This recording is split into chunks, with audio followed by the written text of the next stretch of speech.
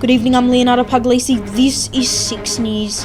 Tonight I'm joined live from Brisbane by the principal bass player at the Queensland Symphony Orchestra, Phoebe Russell. Hear what she has to say about social distancing in Brisbane and the current situation with the arts and entertainment industry.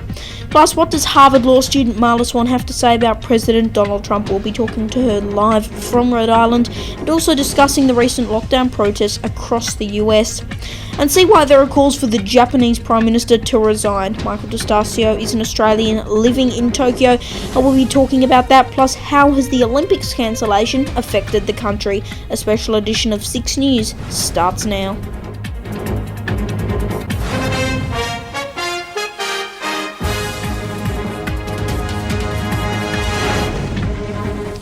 Thanks for joining us on this Tuesday. Let's get straight to Brisbane, where Phoebe Russell joins me now live. She is the principal bass player at the Queensland Symphony Orchestra. Phoebe, good to talk to you again.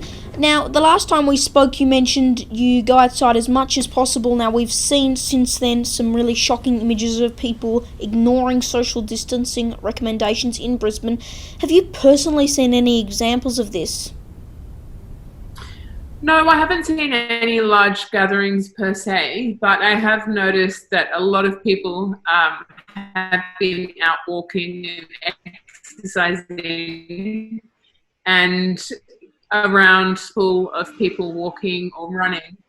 But I haven't really seen anyone deliberately breaking rules. Yeah, and Phoebe, I know you've been doing some teaching via Zoom. Have you found that particularly challenging?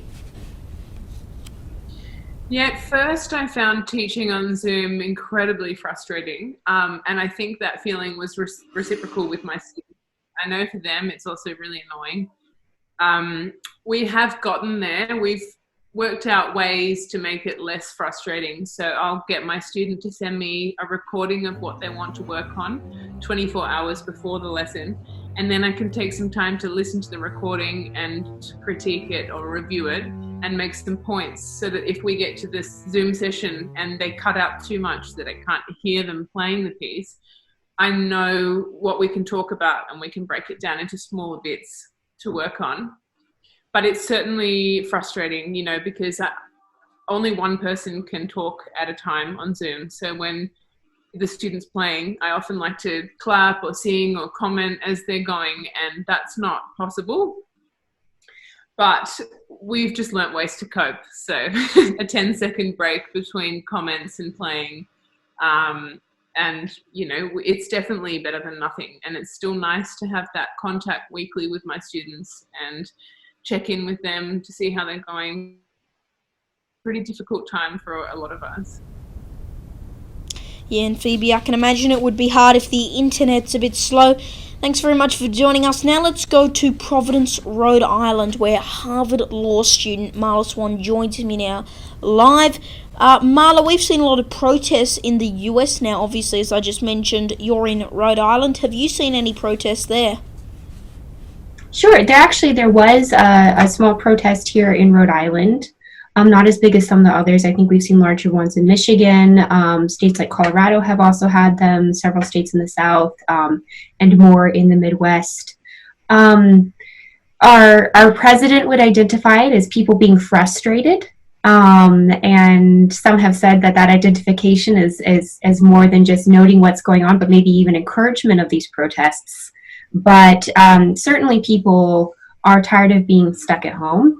People are worried about their economic well-being and the economy being shut down. And then you can never discount the fact that Americans have a real zeal for liberty and don't like being constricted in their freedom of movement or what they can or cannot do. So you combine all those things and stick people in their houses for a couple weeks, and I think we're starting to see the end of American patience. Yeah, and Marla, what about Donald Trump? How are Rhode Island residents viewing his response to the pandemic? I think that it has been a testament to a lot of problems that have preceded Trump, and also some unique problems that might be created by his personality. And we have had several cases of Trump speaking maybe perhaps too freely or in contradiction to public health officials, which I think sends a mixed and confused messaging on what is proper public health protocol. Sometimes in extreme forms, there was a little bit of a hubbub here a while back about him possibly suggesting that people inject themselves with cleaners or find a way to get sunlight inside of their bodies to kill the virus. And that's been he's tried to brush across that. But there also has been some what's perceived as real encouragement of people protesting guidelines as well. And those are really difficult things where you're not just contravening the advice of public health officials, but also what governors have deemed is best for their states. Marla, Swan, thanks very much. Now to Tokyo, where Michael Stasio joins me now live. He is an Australian living in Japan. He is also a visiting academic at the Mukagama Women's University and an Asia-Pacific representative for Amphion loudspeakers. Michael, great to talk to you.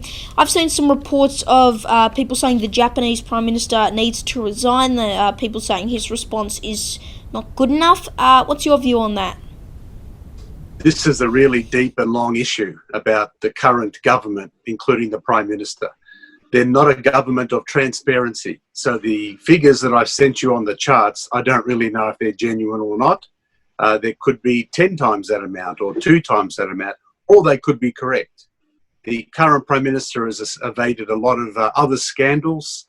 This will be another scandal that he evades. Whenever there's a crisis, everybody says you have to resign after it, all of this. So it's a matter to be seen. We've seen so many scandals that he's been plagued with for the last 6 to 10 years, and, well, he's still in office. Yeah, Michael, a very controversial issue there. What about the Tokyo Olympics, the cancellation? Was that huge, or how has it really affected the country? There's 2 different views. There's the view that said we want the Olympics, and of course the view that says we don't care about the Olympics. The don't care group would be larger. However, the ramifications are, officially they spent $12 billion. That's ballooned out to more than $30 billion. In the lead up to the games themselves, there's been countless scandals. The winners, the ones who want to win, will be the tourism industry, the hospitality industry, the construction industry that's already won, and of course the government wants to get their money back, which since I think the Los Angeles Olympics, no country has ever got their money back on the Olympics. So the main thing is financial worry. There's all sorts of views that if we don't get the games happening next year, Japan will go into some huge deficit and huge depression. And then the others are saying, oh, we'll get out of it. So yeah, in essence, that's what the situation is. People are fans of it, not fans of it. All right then, Michael, thanks very much, and thanks once again to everyone who joined us tonight for the latest breaking news here on Channel 6. Make sure you follow us on Facebook, Twitter and Instagram. I'm Leonardo Puglisi. Thanks for your company. Good night.